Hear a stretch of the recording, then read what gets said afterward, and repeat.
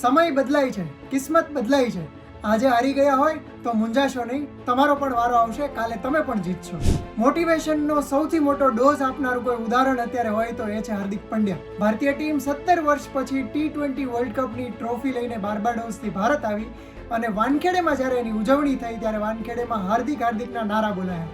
આ એ જ વાનખેડે છે જ્યાં થોડા મહિનાઓ અગાઉ હાર્દિકનો હુરિયો બોલતો હતો. આ એ જ વાનખેડે છે જેણે હાર્દિક પંડ્યાને ઓળખ અપાવી.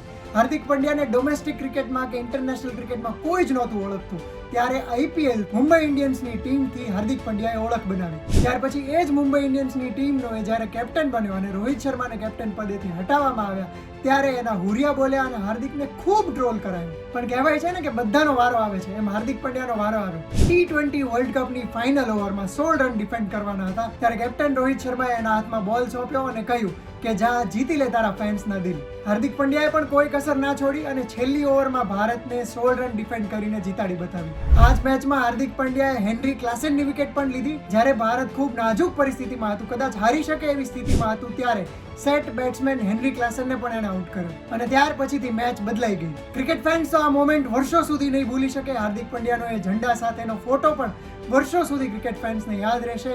મેચ જીત્યા પછી જે રીતે હાર્દિક પંડ્યા પોતે રડ્યો અને જે રીતે રોહિત શર્માએ એને હગ કર્યું, આ બધી મોમેન્ટ આપણને યાદ રહેવાની છે. પણ સૌથી મોટું લેસન એ છે કે જ્યારે આપણે હારી જઈએ છીએ, જ્યારે કદાચ દુનિયા આપણા ઉપર હસતી હોય, જ્યારે એવો સમય આવે કે આપણે પોતે નિરાશ થઈ ગયા હોય કે હતાશ થઈ ગયા હોય, ત્યારે આ યાદ રાખવાનું છે કે ફરીથી આપણે ગુમાવેલું બધું જ પાછું મેળવી શકીએ છીએ જો આપણામાં ફાઇટર સ્પિરિટ હોય તો, જો આપણે પરફોર્મ કરી શકીએ તો. માત્ર વાનખેડેમાં જ નહીં, મુંબઈમાં જ નહીં, આખા ઇન્ડિયામાં અત્યારે હાર્દિક પંડ્યાને ક્રિકેટ ફેન સેલ્યુટ કરી રહ્યા છીએ. ત્યારે અંગત જીવનમાં જે પણ બનતું હોય, હાર્દિક પંડ્યા પોતે પણ અત્યારે પ્રાઉડ ફીલ કરી રહ્યો છે કે મેં દેશને આ મોમેન્ટ અપાવી.